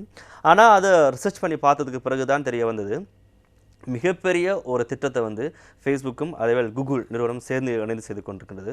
கிட்டத்தட்ட இப்போ எனக்கு ஒரு 35-40 வயசு இருக்குமா இருந்தால் 50 வயதில் 60 வயதில் 70 வயதில் நான் எப்படி இருப்பேன்றதை காட்டக்கூடிய ஒரு தன்மைக்கான ஒரு அப்ளிகேஷனை உருவாகிறதுக்கான ஒரு தன்மையை தான் இந்த ஃபேஸ்புக் நிறுவனம் இந்த 10 years சேலஞ்ச் மூலமாக வந்து ஏற்படுத்தியிருக்கு அப்படின்றது பாரி ஒரு குண்டை வந்து தூக்கி போட்டிருக்காங்க. அதே வேளையில் பார்த்தோமா நிறைய பேருடைய இந்த உரிமைகளும் இதன் மூலமாக பறிக்கப்பட்டிருக்கு. எங்களை கேட்காமலே இப்படியான விடயங்களை செய்கிறீங்க அப்படின்ற வகையில் வந்து நிறைய கண்டன குரல்கள் கூட இன்று வரைக்கும் உலக ரீதியில் வந்து எழுந்திருக்கிறது. எனவே இப்படியான இந்த அப்ளிகேஷனை வந்து நீங்கள் பயன்படுத்தும் பொழுது மிக மிக அவதானமாக இருங்க. யாரோ ஒருத்தருடைய தேவைக்காகத்தான் இப்படியான விடயங்களை வந்து மேற்கொள்கிறாங்க அப்படின்னு சொல்லிட்டு. அண்மையில் அமெரிக்காவிலிருந்து ஒரு சமூக வலைத்தள செயற்பாட்டாளர் உங்களை மாதிரி ஒரு வீடியோ வந்து ஷேர் பண்ணியிருந்தார். அதாவது நான் எந்த நடிகர் மாதிரி இருக்கேன், எந்த நடிகை மாதிரி இருக்கேன், நான் இன்னும் 10 வருஷத்தில் எப்படி இருப்பேன் அப்படின்ற வகையில் சில அப்ளிகேஷன்ஸ் வந்து ஷேர் பண்ணுறாங்க. அந்த அப்ளிகேஷன்ஸை தயவு செய்து போயிடாதீங்க அப்படின்னு சொல்கிறாங்க. ஏன்னா உங்கள்ட்ட இருக்கக்கூடிய அனைத்து உள்ளக விடயங்களையும் அது எடுத்துக்கொண்டு தான் அனலைஸ் பண்ணி தான் ரிசர்ச் பண்ணி தான் உங்களுடைய தகவலை சொல்லும். எனவே அந்த விஷயங்கள் அனைத்தும் அந்த நிறுவனத்துக்கு போயிடும் அப்படின்னு வந்து சொல்லியிருக்காங்க. எனவே இப்படியான விடயங்கள் எந்த அளவுக்கு ஒரு தனி மனிதனுடைய வாழ்க்கை வந்து பாதிக்கும் அப்படின்னு சொல்லி நீங்கள் நினைக்கிறீங்க? குறிப்பாக இந்த அப்ளிகேஷனை வந்து பயன்படுத்தும் பொழுது ஃபேஸ்புக்லேயோ வாட்ஸ்அப்லேயோ வரக்கூடிய அப்ளிகேஷன். ஸோ நீங்கள் சொன்ன மாதிரி அந்த 10 years சேலஞ்ச் வந்து அது எல்லாரும் இது நல்லா இருக்குது ஜாலியாக இருக்குன்னு எல்லாரும் செஞ்சது. பட் அதில் கவனிக்க வேண்டிய ஒரு விஷயம் நீங்கள் சொன்ன மாதிரி அதுக்கு ஒரு பின் குறிக்கோளோன்னு இருந்துச்சு, பின்னோக்கத்தோடு தான் அது தொடங்கினது. ஸோ இன்டர்நெட்டில் ஒரு விஷயம் இருக்குது, ஃபேஷியல் ரெக்கக்னிஷன் சாஃப்ட்வேர்னு. அதாவது ஒரு நபரோட முகத்தை வச்சு எங்கே இருக்குன்னு அது நிறைய போலீஸில் பயன்படுத்துவாங்க, செக்யூரிட்டி சிஸ்டம்ஸில் பயன்படுத்துவாங்க. நீங்கள் எங்கே இல்லாட்டி கூட உங்களோட முகத்தை வச்சு எங்கே இருக்கீங்க, நீங்கள் என்னென்ன இன்டர்நெட்டில் போட்டிருக்கீங்கன்னு கண்டுபிடிக்கலாம். ஸோ நாங்கள் 10 வருஷத்துக்கு முதல்ல எப்படி இருந்தோம், இப்போ எப்படி இருக்கோன்னு நாங்களே உங்களுக்கு தட்டில் ஃபோட்டோ வச்சு கொடுக்குறோம். இத்தனை இன்ஃபர்மேஷன் இது நீங்கள் பாவீங்க வேணும்னாரு. அது ஒரு சேஃபான ஒரு விஷயம் இல்லை. அதுக்கு முக்கிய காரணம் எங்களோட சோஷியல் மீடியா பாவிக்கும் போது ஒரு பழக்கம் இருக்குது, எல்லாரும் செய்யும்போது நாங்களும் போய் அதை செய்வோம். இது சோஷியல் மீடியா மட்டும் இல்லை, எங்களோட தினசரி வாழ்க்கையிலையும் இருக்குது. எல்லாரும் இந்த கலர் உடுத்துறாங்க இல்லாட்டி இந்த மாதிரி தான் உடுத்துறாங்கன்னா நாங்களும் உடுத்துவோம். எல்லாரும் இந்த படம் தான் பார்க்குறாங்கன்னு நாங்களும் போய் பார்ப்போம். ஸோ எல்லாரும் இந்த ஹேஷ்டேக் 10 year சேலஞ்சுன்னு போடும்போது நாங்களும் ஓகே போய் செய்வோன்னு. ஸோ அந்த மாதிரி செய்கிறதுகளும் நாங்கள் கொஞ்சம் யோசித்து பார்க்கணும். நீங்கள் ஃபேஸ்புக்லேயோ இன்ஸ்டாகிராம்லேயோ எந்த ஒரு ஃபோட்டோ போடுறதுக்கு முதல்ல கொஞ்சம் யோசிங்க. இந்த ஃபோட்டோ போடுறதால என்ன பிரச்சனைகள் ஏற்படக்கூடியதாக இருக்குது, என்ன மாதிரியான விளைவுகள் வரும், இந்த ஃபோட்டோவை யார் பார்க்குறா. நாங்கள் நினைக்கலாம் இந்த ஃபோட்டோ போடுறதால என் ஃப்ரெண்ட்ஸ், என் ஃபேஸ்புக்கில் இருக்க ஃப்ரெண்ட்ஸ் மட்டும்தான் பார்க்குறாங்கன்னு. பட் அப்படி இல்லை, அந்த ஃப்ரெண்ட் இன்னொரு ஆளுக்கு அதை அனுப்பலாம். ஸோ நாங்கள் கொஞ்சம் யோசித்து பார்க்கணும் ஒவ்வொரு விஷயமும். இந்த மாதிரி நிறைய ஹேஷ்டேக் சேலஞ்சஸ் இருக்குது, குரூப்ஸ் இருக்குது, அந்த ப்ளூ வேல் கேம் இருந்துச்சு, அந்த மாதிரி நிறைய பிரச்சனைகள் இருக்குது. அந்த மாதிரி சோஷியல் மீடியாவில் புதுசாக வரும்போது அது செய்கிறதுக்கு முன்னாடி கொஞ்சம் யோசித்து பார்க்கணும். இதால் ஏற்படக்கூடிய விளைவுகள் என்ன, அது யாருக்கு தாக்கம் செலுத்துது, என்ன மட்டும்தானா இல்லாட்டி என்ன சுற்றி இருக்க ஆக்களுக்கும் தாக்கம் செலுத்துதானே. உதாரணத்துக்கு நீங்கள் கேட்ட மாதிரி இந்த தனி நபர் எப்படி பாதிக்கலான்னு நாங்கள் கிட்டத்தில் ஒரு ஆய்வுன்னு செஞ்சோம் யாழ்ப்பாணத்தில். இந்த சோஷியல் மீடியாவுக்கும் விவாகரத்துக்கும் ஒரு தொடர்பு இருக்கிறதா எங்களுக்கு வேலை செய்கிற ஒரு எழுத்தாளர் அவர் கண்டுபிடிச்சு சொன்னது. அவங்க சொன்ன விஷயம்தான், இந்த ஃபேஸ்புக் பாவிக்கும் போது யாழ்ப்பாணத்தில் இல்லாட்டி வடக்கு மாகாணத்தில் இந்த விவாகரத்து அதிகரிக்கிறதுக்கான ஒரு முக்கிய காரணம் இந்த தம்பதிகளுக்கு இடையில இருக்க ஃபேஸ்புக் பாவனை. அதாவது நீ அவளை ஆட் பண்ணியிருக்க இல்லாட்டி நீயே இவனோட கதைக்கிற. ஸோ நாங்கள் சொல்லலாம் விவாகரத்துக்கான ஏற்படுத்துறதுக்கான காரணம் ஃபேஸ்புக்னு, அதை நாங்கள் பாவிக்கிற விதம். ஸோ ஃபார் எக்ஸாம்பிள் என்னோட கணவனோட ஒரு பிரச்சனை இருந்ததுண்டா அதை நான் கதைச்சு தீர்மானிக்கணும், ஏன் இப்படி செஞ்சீங்க இல்லாட்டி ஏன் நீங்கள் அதிகமாக ஃபேஸ்புக் பாவிக்கிறீங்க, அந்த மாதிரி கதைச்சு தீர்மானிக்கலாம். ஆனால் அதை விட இப்போ பெருசாக எஸ்கலேட் ஆகி இது பெருசாகி தான் போகுது. ஸோ இந்த மாதிரி விவாகரத்து மட்டும் இல்லை, பாடசாலை நாங்கள் முதல்ல கதைச்சோம் இந்த ஃபேஸ்புக்கை அதிகமாக நிறைய நேரம் பாவிக்கிறாங்க. ஸோ இதே ஒரு பாடசாலைக்கு போகிற ஒரு பிள்ளையா இருந்தால் அந்த பிள்ளை படிக்கிற டைமை விட இல்லாட்டி அந்த குடும்பத்தோடு இருக்கிற டைமை விட இந்த இணையத்தை இல்லாட்டி சமூக ஊடகங்களை பாவிக்கிற நேரம் அதிகமாக இருக்குது. ஃபேஸ்புக் ஒரு நல்ல விஷயம், நாங்கள் முதல்ல சொன்ன மாதிரி அது ஒரு நல்ல விஷயம், அதில் நிறைய நன்மைகள் இருக்குது. ஆனால் நீங்கள் சொன்ன மாதிரி அதான் நாங்கள் சொல்லுவோம் அளவுக்கு மீறினா அமிர்தமும் நஞ்சுண்டு. அந்த மாதிரி அதிகமான நேரத்தில் பாவிக்கும் போது அதில் வர பிரச்சனைகளை பற்றி யோசிக்கணும். உதாரணத்துக்கு இப்போ இருக்கிற இளம் நபர்கள் சோஷியல் மீடியாவில் சட் பண்ணி முகத்துக்கு கதைக்கும் போது அவங்களால கதைக்கிறதுக்கான முடியலை. டைப் பண்ணும்போது கூட வார்த்தைகளை சிறிதாக்கி தான் அவங்க டைப் பண்ணுவாங்க. ஸோ கதைச்சு வெளியில் போகிறதுக்கான ஒரு தேவை ஏற்படாமல் போகுது.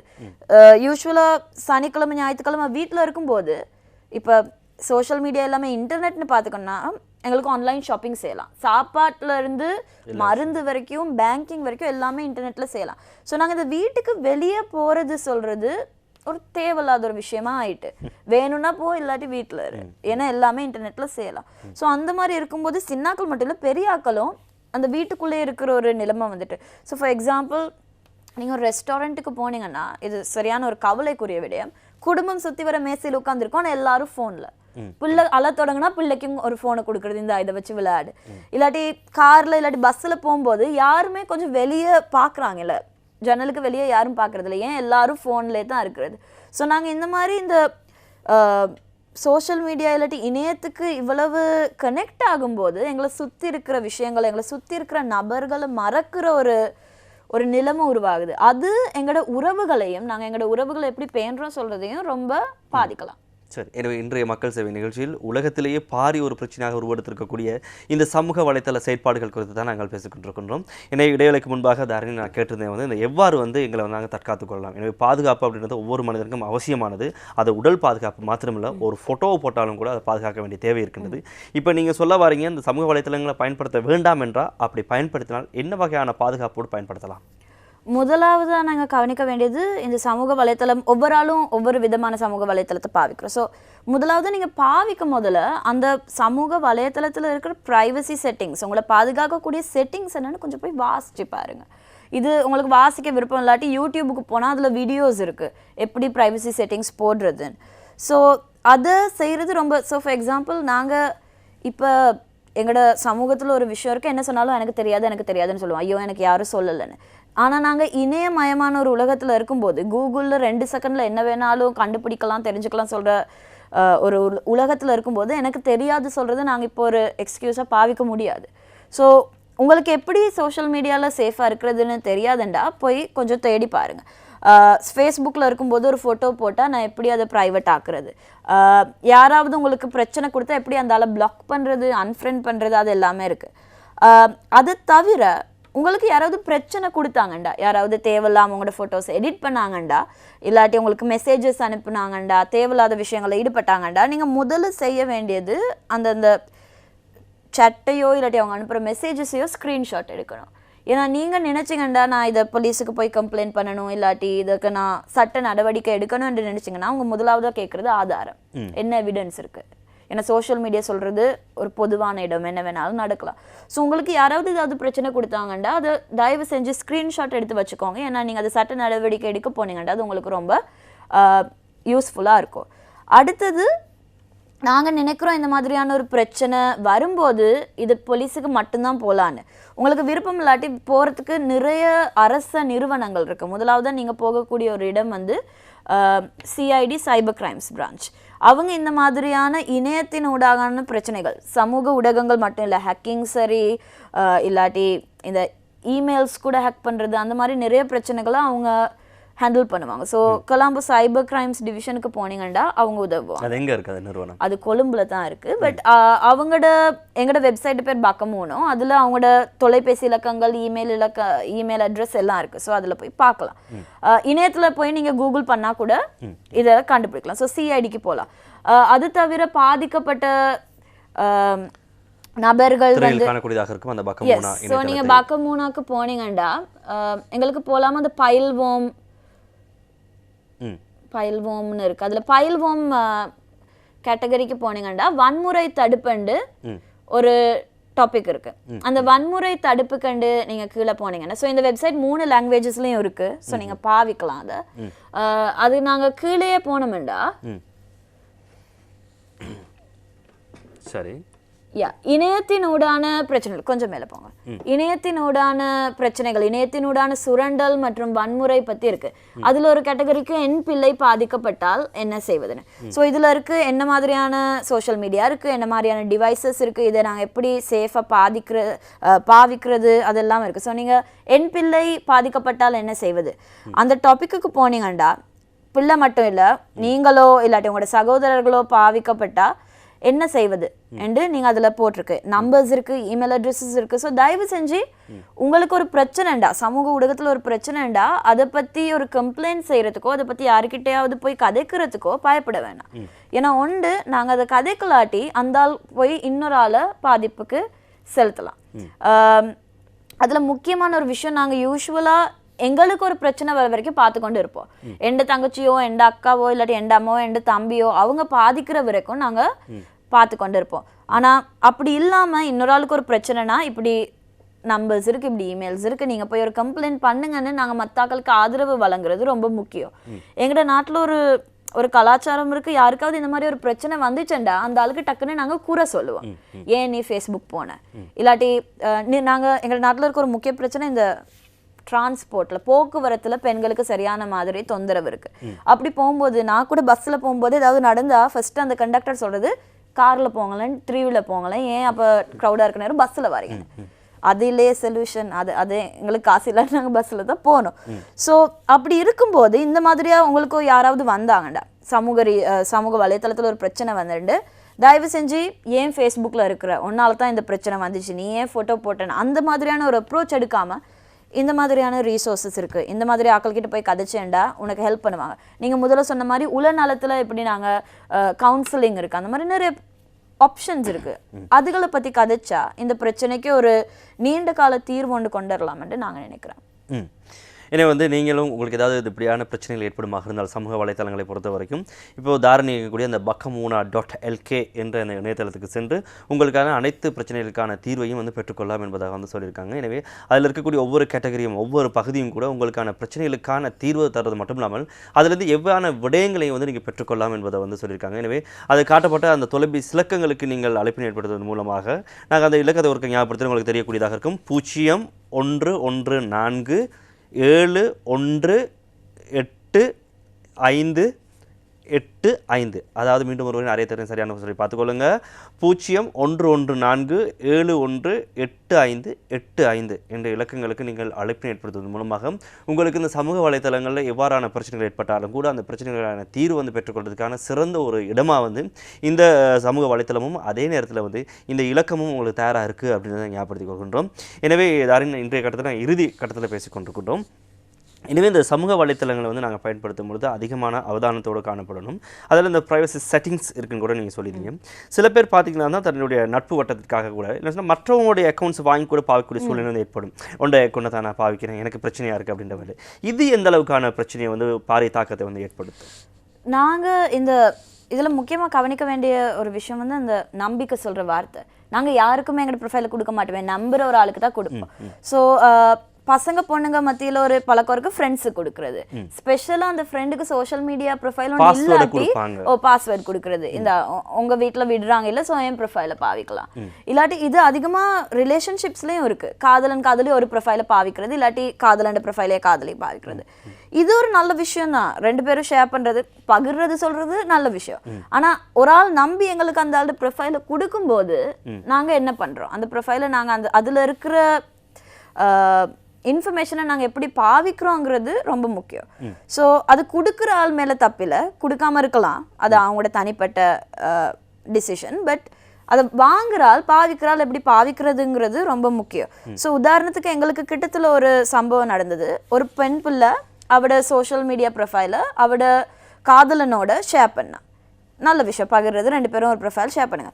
ஆனால் அந்த உறவு முறிஞ்சதுக்கப்புறம் அந்த படியான அந்த கேர்ளோட ஷேர் பண்ண டைம் அந்த அவகிட்ட கேட்காம அவட ஃபோட்டோஸ் எல்லாம் டவுன்லோட் பண்ணி வச்சிருந்தது. ஸோ அவங்க உறவு முறிஞ்சதுக்கு அப்புறம் அவர் இந்த மாதிரி ஃபேக் ப்ரொஃபைல்ஸ் கிரியேட் பண்ணி அந்த கேர்ளோட பேரில் மற்றாக்களுக்கு தேவையில்லாத மெசேஜ் அனுப்புனாரு.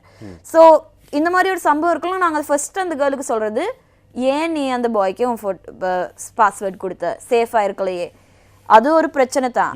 நாங்கள் ஒரு ஆளை நம்புறது நல்ல விஷயம், நான் எந்த அளவுக்கு நம்புறோன்னு கொஞ்சம் யோசிச்சு பார்க்கணும். ஆனால் நாங்கள் கேட்க வேண்டிய முக்கியமான விஷயம், ஏன் நீ அந்த கேர்ளோட ஃபோட்டோஸை டவுன்லோட் பண்ண? காதலியாவோ மனைவியோ ஒரு ஆளோட நம்பிக்கையை முறிக்கிறது, ஒரு ஆளோட சம்மதம் இல்லாமல் அவங்களோட பொருட்களை பாவிக்கிறது சொல்றது தவறான விஷயம். ஸோ நாங்கள் எப்படி இந்த சோஷியல் மீடியா சொல்கிறது எங்களோட தினசரி வாழ்க்கையில் இருக்கிற அதே பிரச்சனைகள் மாதிரி தான். நாங்கள் ஒருத்தரை எப்படி நடத்துகிறோம், எப்படி ட்ரீட் பண்ணுறோம், மரியாதை கொடுக்குறோமா, இல்லாட்டி அவங்களோட சம்மதத்துக்கு மரியாதை கொடுக்குறோமா, அந்த மாதிரி விஷயங்கள் சோஷியல் மீடியாவில் இல்லாத நேரம் தான் இந்த மாதிரியான பிரச்சனைகள் உருவாகுது. ஸோ நாங்கள் தினசரி வாழ்க்கையில் எப்படி ஒருத்தரை மரியாதை கொடுத்து ட்ரீட் பண்ணணும், இல்லாட்டி ஒருத்தரோட எங்களோட சுய கௌரவத்தை எப்படி பாதிக்கிறதுன்னு நினைக்கிறோமோ அதே மாதிரி நாங்கள் இன்டர்நெட்டில் இருக்கும்போதும் சோஷியல் மீடியாவில் இருக்கும்போதும் கௌரவமாக இருக்கணும், மரியாதை கொடுத்து ஒரு ஆளை ட்ரீட் பண்ணணுங்கிறது முக்கியம். ஒரு கமெண்ட் கூட, ஒரு ஆளோட ஃபோட்டோவில் பண்ணுற நாங்கள் கமெண்ட் கூட அந்த ஆளை அவமானப்படுத்தாத முறையில், இல்லாட்டி அந்த ஆளை சங்கடத்துக்கு உருவாக்காத முறையில் நாங்கள் பண்ண வேண்டாம். இந்த மாதிரியான நிறைய பிரச்சனைகள் இருக்காது. உங்களை பொறுத்த வரைக்கும் நீங்கள் சொல்லியிருந்தீங்க இலங்கை பூராவும் பயணம் செய்து இப்படியான விடயங்களை வந்து மேற்கொண்டு வர்றதா சொல்ல அவேர்னஸ், நிறைய பேருக்கு விழிப்புணர்வு ஊட்டுறதா சொல்லியிருந்தீங்க. எனவே இந்த உங்களுடைய விழிப்புணர்வு பிரசாரத்தின் மூலமாக கிட்டத்தட்ட எத்தனை மாணவர்களையும் சரி குடும்பங்களையும் சரி நபர்களையும் பாதிக்கக்கூடியதாக இருந்தது? ஸோ நாங்கள் ஒவ்வொரு டிஸ்ட்ரிக்ட்லேயும் போய் ஒர்க் பண்ணுறது, எங்களுக்கு விருப்பம் போயிட்டு எல்லா ஸ்கூல்லையும் ஒர்க் பண்ணுறதுக்கு, ஆனால் அதுக்கான வாய்ப்புகள் எங்களுக்கு கிடைக்கிறது இல்லை. முதலாவது நிறைய பேருக்கு தெரியும் இந்த மாதிரியான விழிப்புணர்வு நிகழ்ச்சிகள் நடத்துகிறாங்கண்டு. ஆனால் உங்களோட ஸ்கூலுக்கு வந்து நாங்கள் கதைக்கணும் வேண்டாம், உங்களோட பிள்ளைகளுக்கு வந்து நாங்கள் கதைக்கணும் வேண்டாம், நாங்கள் வந்து கதைக்கிறதுக்கு இப்போ கூட தயாராக இருக்கிறோம். நீங்கள் எங்களோட வெப்சைட் பார்த்தீங்க எங்களை கண்டாக்ட் பண்ண தான் இருக்குது. நாங்கள் அடுத்த நாளே கிளம்பி வந்து உங்களோட பிள்ளைகளுக்கு இதை பற்றி கதைக்கலாம். நாங்கள் போன வருஷம் மே மாதம் பேட்டிக்லோட ஒர்க் பண்ணோம். பேட்டிக்லோவில் இருக்கிற 60 ஸ்கூல்ஸோடு நாங்கள் ஒர்க் பண்ணோம். ஜெஃப்னால நாங்கள் ஸ்கூல்ஸ் தவிர நாங்கள் யூனிவர்சிட்டிஸோட ஒர்க் பண்ணுவோம். நிறுவனங்கள் இந்த ஏரியாவில் இருக்கிற நிறுவனங்களோடய நாங்கள் ஒர்க் பண்ணுறது. ஸோ நாங்கள் அதிகமாக வேலை செய்கிறது வந்து பாடசாலை மற்றும் பல்கலைக்கழக மாணவர்களோட. ஸோ நாங்கள் கவுண்ட் பண்ணுறதில்ல எத்தனை பேரோட ஒர்க் பண்ணோம். நாங்கள் இது வரைக்கும் கொழும்பை தவிர நகர்ப்புறம் இல்லாத ரூரல் ஏரியாஸ்லையும் ஒர்க் பண்ணியிருக்கோம். ஏன்னா நாங்கள் நிறைய பேர் நினைக்கிறது இந்த சோஷியல் மீடியா கம்ப்யூட்டர் சொல்கிறது ஒரு கொலம்பு பிரச்சனைண்டு, கொழும்புல இருக்க ஆக்கள் தான் இந்த மாதிரி செய்கிறாங்க. ஆனால் அப்படி இல்லை. நான் போன வருஷம் புது குடியிருப்பில் போயிருந்தேன். புது குடியிருப்பு சொல்கிறது போரால் பாதிக்கப்பட்ட ஒரு சின்ன கிராமம். ஆனால் அங்கே கூட இந்த பிரச்சனை இருந்துச்சு. அவங்க சொன்னாங்க ஃபேஸ்புக்கில் எங்களுக்கு இந்த மாதிரி ஆக்களோட ஃபோட்டோஸ் எடுக்கிறாங்க, இந்த மாதிரி ஹேக் பண்ணுறாங்க. ஸோ இது வந்து ஒரு நகர்ப்புற பிரச்சனை கிடையாது. எங்கெல்லாம் ஒரு ஃபோன் இருக்கோ, எங்கெல்லாம் மரியாதை இல்லாமல் அடுத்த ஆக்களோட இன்ஃபர்மேஷனை திருடணுன்னு நினைக்கிற எண்ணம் கொண்ட ஆக்கள் இருக்காங்களோ அது அங்கே ஏற்படலாம். சரி, எனவே இன்றைய மக்கள் சேவை நிகழ்ச்சி நிறைய விடயங்களை வந்து தாரணி தன்னுடைய அனுபவத்தின் மூலமாக வந்து உங்களுக்கு பகிர்ந்து கொண்டிருந்தார். குறிப்பாக அவர் ஒரு சமூக வலைத்தள செயற்பாட்டாளர். இதன் மூலமாக அதிகமான இளைஞருடைய பிரதேசங்களுக்கு பயணம் செய்து ஒவ்வொரு தனிநபர்களையும் சந்தித்து அதன் மூலமாக பெறப்பட்ட அந்த அனுபவங்களை கொண்டுதான் இன்றைய உளவு நிகழ்ச்சிகளை விடயங்களையும் எங்களோடு பகிர்ந்து கொண்டிருந்தார். எனவே இந்த சமூக வலைத்தளம் அப்படின்றது ஒரு நன்மையான விஷயம்தான். ஆனால் அந்த விஷயம் அளவுக்கு மீறாமல் இருக்குமாக இருந்தால் அது அமிர்தமாக காணப்படும். அதையே வந்து அளவுக்கு மீறி நாங்கள் பயன்படுத்துவோமாக இருந்தால் அது நஞ்சாக மாறிவிடும் அப்படின்றது இந்த உலகம் கண்ட உண்மையாக காணப்படுகின்றது. எனவே சமூக வலைத்தளத்தில் யாரும் சஞ்சரிக்க வேண்டாம், யாரும் பயணிக்க வேண்டாம், அதை பயன்படுத்த வேண்டாம் என்பதாக இன்றைய நிகழ்ச்சியில் நாங்கள் சொல்ல வரல. அதை நீங்கள் பயன்படுத்துங்க. அதன் மூலமாக ஆயிரம் நன்மைகளை பெற்றுக்கொள்ளுங்க. எந்த அளவுக்கு நீங்கள் நன்மைகளை பெற்றுக்கொள்ளுன்னு சொல்லி நினைக்கிறீங்களோ அந்த அளவுக்கு உங்களுடைய சுய பாதுகாப்பையும் மேற்கொள்வது மிக மிக அவசியமானதாக காணப்படுகிறது. கடந்த சில வாரங்களாக மாதங்களாக இலங்கையில் இடம்பெற்ற பல்வேறு இந்த நைட் பார்ட்டிஸ் ஏற்பாடு பண்ணப்பட்டதே இந்த சமூக வலைத்தளங்கள் மூலமாக தான். அங்கு பயன்படுத்தப்பட்ட அதிகமான போதை மாத்திரைகள் மூலமாக பல மரண சம்பவங்கள் கூட இடம்பெற்றிருக்கின்றன. எனவே இப்படி ஏதாவது உங்களுடைய பிள்ளையோ நீங்களோ இப்படியான விடயங்களுக்கு செல்வீர்களாக இருந்தால் தயவு செய்து சற்று அவதானத்தோடு செல்லுங்கள். இந்த இடத்துக்கு நான் போகலாமா போகக்கூடாதான்னு சொல்லிட்டு. எனவே இப்படி இந்த ஃபேஸ்புக் மூலமாக இயங்கக்கூடிய இந்த நபர்களை வந்து அடையாளம் காண்றதுக்கும் அவர்களை கைது செய்வதற்கும் கூட போலீசார் வந்து இப்போ துரிதமாக நடவடிக்கை எடுத்துக்கொண்டிருக்காங்க அப்படின்ற விடயத்தை நாங்கள் ஞாபகப்படுத்திக் கொண்டு இன்றைய எமது மக்கள் சேவை நிகழ்ச்சியில் நாங்கள் விடைபெற்று செல்ல போகின்றோம். எனவே இவ்வளவு நேரமும் நிறைய காத்திரமான கருத்துக்களோடு எங்களோடு இணைந்து கொண்ட சமூக வலைத்தள செயற்பாட்டாளர் தாரணி பிரசிலாவுக்கு உங்களுக்கு மனமார்ந்த நன்றிகளை இந்த வேலையை தெரிவித்துக் கொள்கின்றோம். நன்றி. இன்னும் ஒரு சந்தோஷமான மக்கள் சேவை நிகழ்ச்சி சந்திக்கும் வரைக்கும் விடைபெற்று செல்கின்றோம். நன்றி, வணக்கம்.